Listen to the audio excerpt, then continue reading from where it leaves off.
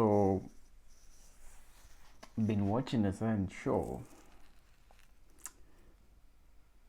that was so inspiring to me. It's called In Your Leisure by some guys, and they were interviewing Steve Harvey, and he dropped a lot of gems, guys. I suggest you look it up on YouTube. A lot of wisdom out there, and that inspired me to do something. You know, life is very tough.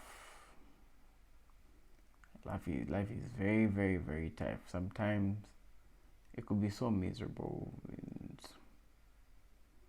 you just gotta be strong, you know. And one of the things that really always brings me up, no matter what I'm going through, regardless of the stage of life I'm at a certain time, is to just remember what I've been through. I've passed through some of the toughest things of my life, and some of those stories, I cry when I think about them. And I really want to be sharing them one by one to your colleagues one time. I remember tonight I'll share with you one story. I was working for a big mobile service provider. I'm not gonna mention their name here, but it's quite one of the largest in the country. Back, I think it was on 2014, I'm sure. And I was staying in Chazanga, that is in Lusaka, Zambia, on your way to along Great North Road. And I was working for that company at a service center called, which is at the mall called Manda Hill.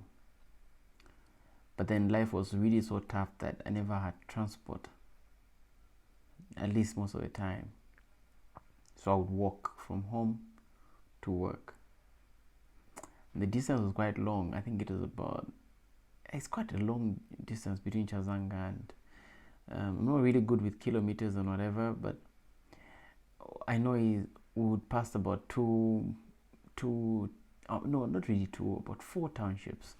I'd pass through Chipata Compound, Garden, then Olympia, and then Manda Hill, just to get to the place where I was working from. So you can imagine, and these are highly density areas. So we were talking maybe about, I think it was quite a long journey really. And then I remember one night I just left work and I would knock off around 20 hours. Yeah, then I would walk home. So I remember one night I knocked off.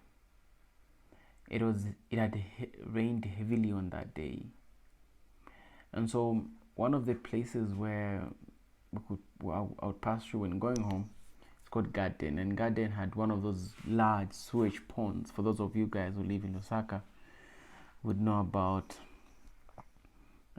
that place called Garden Sewage Ponds. So what would happen is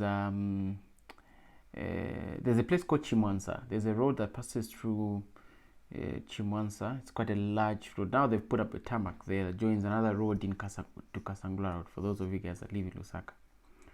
So what would happen is when the sewage ponds around Garden area would fill up, especially when it rains, they would spill over, and you can imagine all the sewage waste around that area, especially in Lusaka, would start spilling off to the drainage. But then the drainage will become so full again, it become so flooded, it starts spilling off onto the roads. Those of you people that will live in those areas would remember that. So that night I was passing through that place and never thought that's what used to happen. But then it's 20 hours. I knocked off at 20 hours and I'm arriving around that area around 21 hours.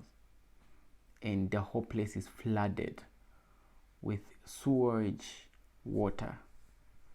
And now there's some kids carrying people, they're wearing some gumboots and then carrying people on their backs and then allowing them to cross to the other side where it wasn't that flooded. But Here is Fraxon wearing a jean and some really cooked up shoes, sneakers, really some useless sneakers. I don't even have a 1 kwacha, not even a 15 way to give these boys to pick me up on their backs and cross me off to the other side of the road. And I cannot go back because it's longer going back.